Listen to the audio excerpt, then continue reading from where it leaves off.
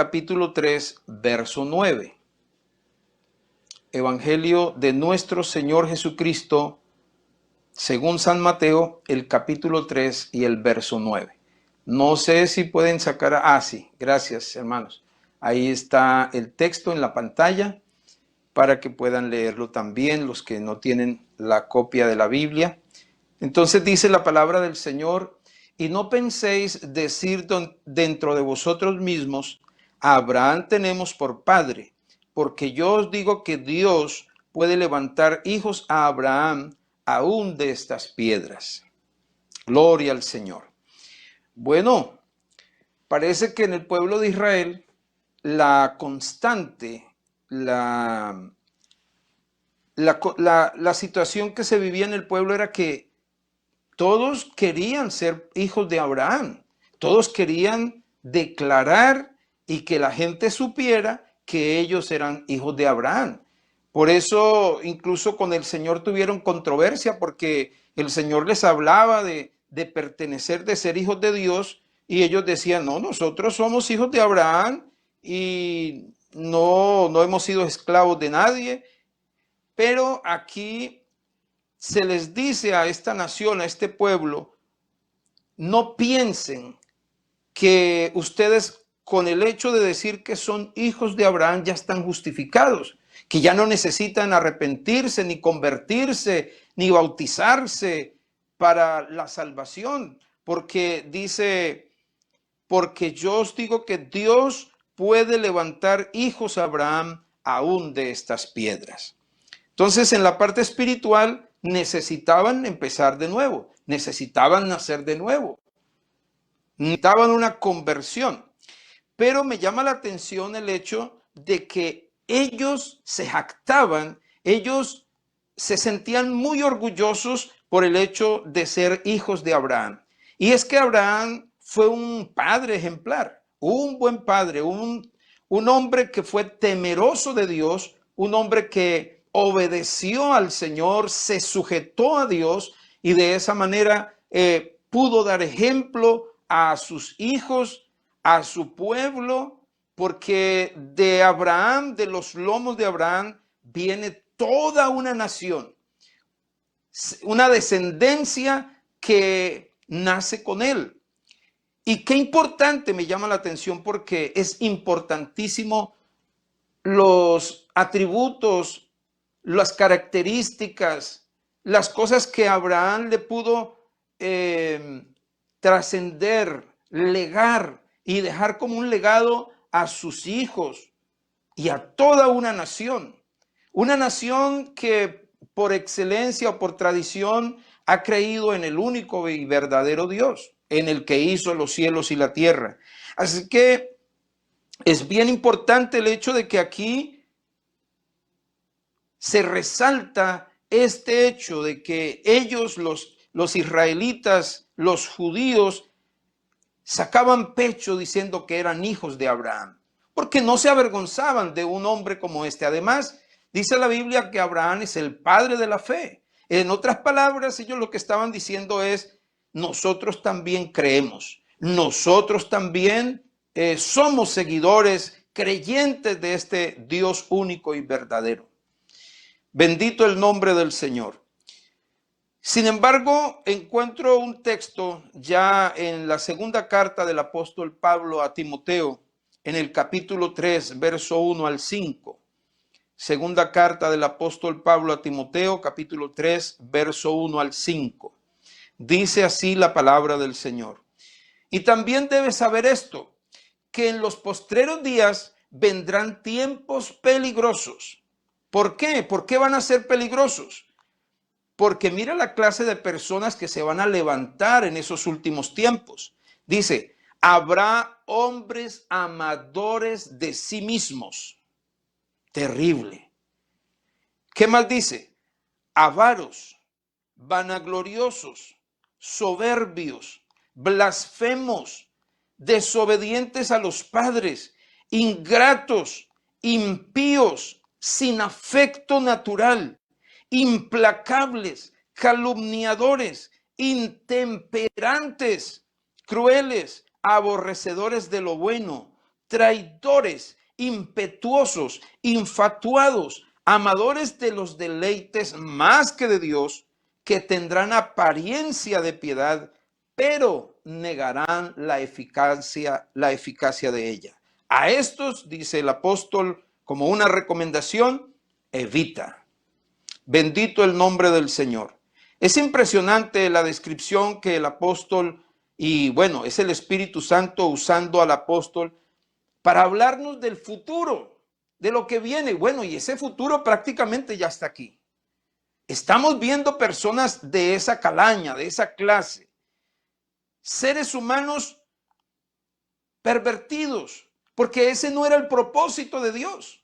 El propósito de Dios era que el ser humano asimilara la palabra, recibiera el llamado de Dios y honrara a Dios, porque creo que el ejemplo más sobresaliente de un buen padre es el Señor Jesucristo. Él entregó su vida por los suyos. Dijo al Señor: nadie tiene mayor amor que este, que uno ponga su vida por sus amigos. Nosotros ni siquiera éramos amigos, éramos enemigos del Señor por causa del pecado. Sin embargo, el Señor nos amó y nos amó de tal manera que dio su vida por nosotros.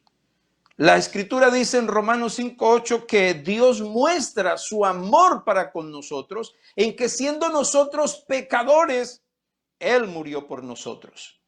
Y si siendo enemigos fuimos justificados, cuánto más por su gracia, por su amor, seremos salvos de la ira. Es importantísimo entonces tener en cuenta que el propósito de Dios era que surgiera una generación que creyera en Él, que lo amara a Él. Y sabe que esto trasciende, esto transforma la vida de un ser humano. Y mire usted que eso se va heredando, se va entregando a una nueva generación. Y es importante. Por eso me llama la atención este pasaje, porque lo que nos está mostrando es que en el futuro habrán personas humanas o seres humanos indeseables, personas que no es eso lo que se desea. Una persona, dice acá, es decir, esto es como lo contrario de lo que el Señor quería para el ser humano, porque el Señor no quería gente avara, amadores del dinero más que de Dios. El Señor no quería gente arrogante ni vanagloriosa, porque la Biblia dice que el Señor al orgulloso, al altivo, lo mira de lejos. Bendito el nombre del Señor. Hombres que confían en sus propias capacidades, pero que desprecian a Dios, a su provisión, a lo que Dios ha dado para el ser humano. Los derechos de los demás son violados. Son personas soberbias, altivas, consideran a otros con desprecio, no lo respetan. Ahora vale más la vida de un perro, de un árbol, que la vida de un ser humano. Es increíble, pero esa es la condición del ser humano actualmente y cada día peor. Blasfemos porque hablan mal de lo que no saben, hablan contra Dios, levantan su lengua contra el Señor, acusan a Dios. Y alguien por allá en algún país denunció y demandó a Dios por lo que estaba pasando en el mundo, no dándose cuenta que lo que está pasando en el mundo es el resultado del abandono, el alejamiento de Dios. Cuando el hombre abandona a Dios y se aleja de Él, el resultado es lo que estamos viendo. Así que lo que el hombre sembrare, eso segará. El hombre ha sembrado esto y está cosechando el fruto de su trabajo, de su labor. Entonces, desobedientes. La desobediencia es rebeldía. Y hoy más que nunca se ve en el mundo entero una rebeldía, gente levantándose contra Dios. Lo demuestran en su manera de vestir, lo demuestran en su manera de hablar, lo demuestran en su manera de comportarse. Demuestran que son esclavos cuando se colocan en sus orejas, en su nariz y en su cuerpo. Se marcan y colocan cosas demostrando su rebeldía. Son ingratos. No agradecen todos los favores que el Señor hace cada día por nosotros y mucho menos a sus semejantes. Hay muchachos, hijos que son desagradecidos con sus padres. No los respetan, no los atienden, no los escuchan, no los valoran.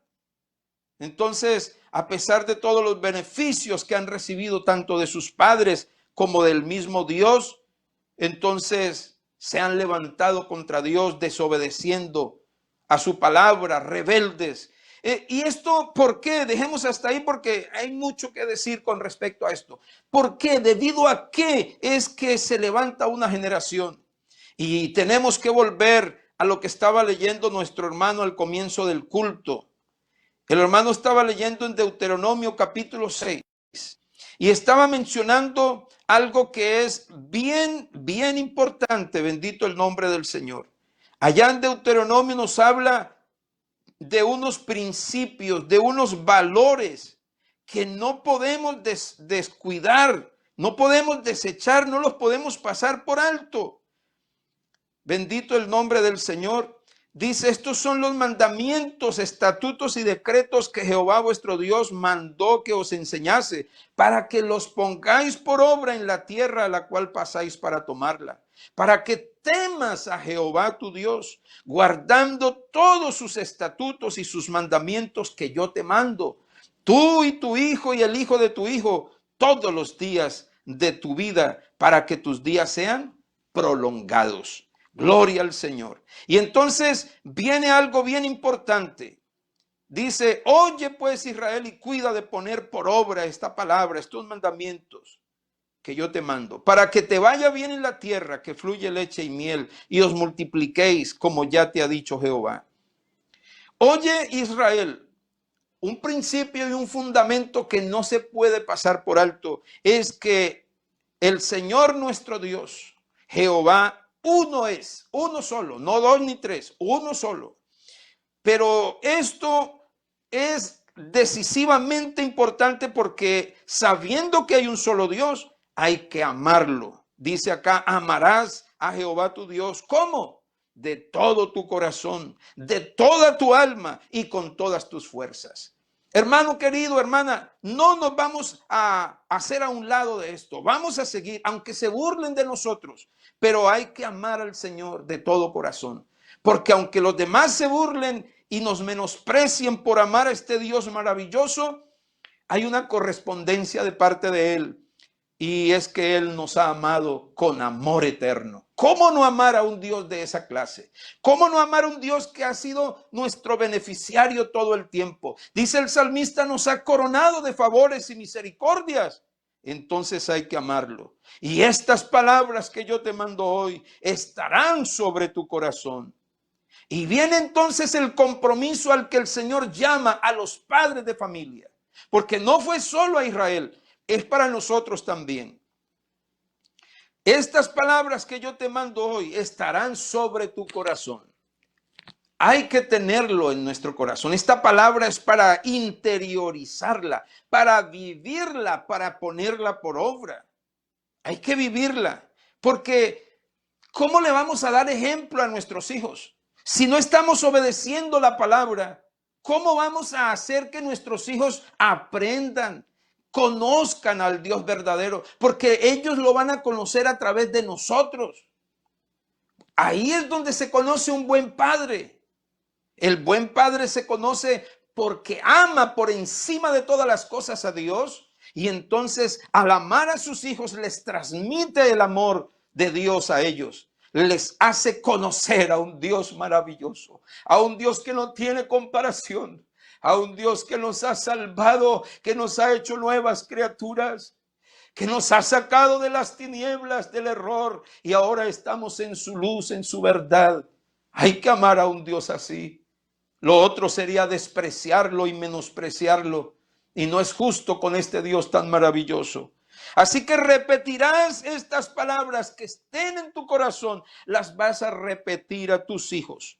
Hablarás de esta palabra estando en tu casa y andando por el camino y al acostarte y cuando te levantes. Vas a atar esta palabra como una señal en tu mano y estarán como frontales entre tus ojos. Las escribirás en los postes de tu casa y en tus puertas. Lo que uno ve en muchos hogares es la foto de no sé quién, del deportista, de la actriz, del actor, del cantante, y son los ídolos de la gente. Pero el Señor no dice que pongamos eso allá. Debemos tener por encima de todo la palabra de Dios, y no solamente en la pared, no solamente allá en la puerta, porque algunos hasta abren la Biblia en el Salmo 91 y la colocan ahí en su cama, en la mesa, en el negocio. Pero eso no sirve de nada, porque la palabra de Dios hay que vivirla, hay que ponerla en práctica. El Señor le dijo a Josué algo muy parecido, algo muy especial. Bendito el nombre del Señor. A Josué el Señor le dio una orden. Allá en el capítulo 1, el verso 9. Mira que te mando que te esfuerces y seas valiente. No desmayes, no temas ni desmayes, porque Jehová, tu Dios, estará contigo donde quiera que vayas. Y el Señor le habla de poner en práctica esta palabra. Y le dice en el verso 8, nunca se apartará de tu boca este libro de la ley. Y resulta que la ley de Dios no son solo 10 mandamientos. La ley de Dios abarca muchas más cosas. Pero dice, no se apartará de tu boca este libro de la ley, sino que de día y de noche meditarás en él, para que guardes y hagas conforme a todo lo que en él está escrito, porque entonces harás prosperar tu camino y todo te saldrá bien. ¿Cómo les parece que Josué muere? Y dice la Biblia que se levantó después de Josué una generación que no conocía a Dios, una generación que no conocía la obra de Dios, los milagros que el Señor había hecho en medio del pueblo. Y por eso es que la nación de Israel termina siendo idólatra, adorando ídolos en vez de adorar al que los salvó, al Creador, adorando un pedazo de palo, un muñeco que no hace nada por nadie ni por él mismo. Así terminó Israel, adorando ídolos, porque no pusieron por obra este mandamiento. No fueron buenos padres, a pesar de que les dieron comida a sus hijos, le dieron vestido, tal vez estudio, y tal vez se preocuparon por dejar una buena heredad. Pero se olvidaron de lo más importante. Se olvidaron de lo que trasciende, porque lo que hay en este mundo se acaba, pero el que hace la voluntad de Dios permanece para siempre. No podemos conformarnos con darles pan, comida, alimento, vestido a nuestros hijos, una casa, dejarles una herencia cuando muramos. Eso es bueno, no estoy diciendo que no, pero eso no es el todo, eso no es suficiente. Se necesita algo más. Y es heredarles la fe en el Señor, la fe en este Dios maravilloso. La obediencia nuestra va a hacer que ellos entiendan, sepan y aprendan a adorar a un Dios real, a un Dios verdadero. Así que ese es el buen padre, ese es el buen papá, mis hermanos. Y nosotros tenemos que asimilar esto, tenemos que saberlo hacer. Bendito el nombre del Señor. No sé qué conceptos tendrán los vecinos de un papá, de un buen papá. No sé qué concepto tendrá su familia de lo que es un buen papá. No sé ni qué tendrá usted mismo como concepto de un buen papá. ¿Sabe que uno se enfrenta a esto del hogar, de la familia? Y uno no estudió, no se preparó. No hay algo que lo capacite a uno para enfrentar un hogar, una familia, ser un buen papá. Porque prácticamente uno aprende lo que vive en casa. Esa es la universidad. Y si uno se levantó en un hogar torcido, en un hogar donde habían resabios, donde habían situaciones adversas, donde uno fue maltratado, es posible que eso también uno lo vaya a heredar a los hijos.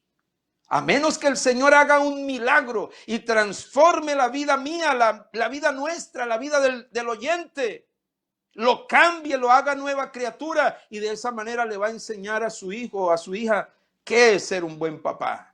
Porque el evangelio hace que nosotros seamos buenos hijos, hace que seamos buenos ciudadanos, hace que seamos buenos esposos, hace que seamos buenos padres. El evangelio hace que seamos mejores personas. Bendito el nombre del Señor. Y no sé qué concepto tengan entonces los demás de lo que es un buen padre, pero Dios nos dice aquí en la palabra cómo es un buen padre. Un buen padre es el que cree, el que bendice a Dios, el que lo ama, el que lo sigue. Ese es un buen padre. Está asimilando lo que Dios quiere y lo va a transmitir a sus hijos, para que ellos también sean buenos hijos y en el futuro buenos padres. Y enseñen a sus hijos también estas normas, estas cosas tan lindas que trae el Señor en su palabra. Bendito el nombre del Señor. Entonces hay unos roles que el buen padre debe cumplir. Y yo quiero empezar con algo esencial, sencillo, pero importante, que es ser un buen esposo. No puede llegar un hombre a ser buen esposo, buen padre, si no ha sido buen hijo. Es muy difícil. Uno aprende y se va preparando en el hogar, y en el hogar uno tiene que aprender a sujetarse, a obedecer. Uno aprende de sus padres lo del trabajo, lo de levantarse temprano, lo de ser responsable, puntual. Eso lo aprende uno en la casa. Uno lo aprende de los padres. Y si uno es buen hijo y se somete a esa disciplina en el hogar, eso se va calando, va aprendiendo, para luego ejecutarlo. Ya cuando tenga su propio hogar, entonces lo puede ejercer y le va a enseñar. Por eso es que hoy hay hogares disfuncionales, porque los jovencitos a los 15, 16 años ya son disque papá, ya tienen hijos, no se han formado, no han madurado, no han crecido. ¿Cómo le van a enseñar entonces a sus hijos a ser buenos hijos y en el futuro buenos padres? Por eso es que se está levantando la generación que nos describe el apóstol Pablo escribiéndole allá a Timoteo. Esa última generación va a ser una generación terrible. Bendito el nombre del Señor.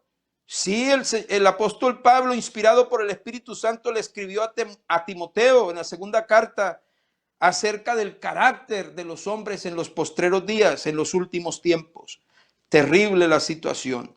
Pero nosotros podemos hacer un cambio. Nosotros podemos cambiar las cosas. Si nosotros recibimos al Señor y permitimos que el Señor nos transforme y nos cambie, nosotros podemos hacer que nuestros hijos también vayan aprendiendo. Entonces, para ser un buen padre, se necesita también ser un buen esposo. El hijo va a ver la manera en que el papá trata a su mamá. Cuando el hijo ve que su papá respeta a su esposa, es decir, a la mamá del muchacho, la respeta, la ama, no la engaña, la ayuda, es condescendiente, la atiende bien. Entonces, el rol como padre, el rol de enseñador, de maestro para su hijo, se está poniendo en función. ¿Por qué? Porque le está mostrando al hijo cómo se trata a una mujer. Es terrible ver cómo los hombres hoy maltratan terriblemente a las mujeres. El marido maltrata a su esposa. Hoy se habla, hoy han subido los niveles en las noticias del maltrato. El feminicidio, se matan sin ningún temor a la mujer. Tuvieron una discusión amorosa y ya entonces la manera de resolver el asunto es matando a la esposa, matando a la mujer, matando a la compañera. Eso es lo que le estamos dejando de herencia a nuestros hijos. Sin darse cuenta, el hombre está heredando algo terrible a sus hijos y el rol no se está cumpliendo como debe cumplirse. Debe ser un buen esposo para que entonces enseñe a su hijo a tratar bien a su esposa en el futuro.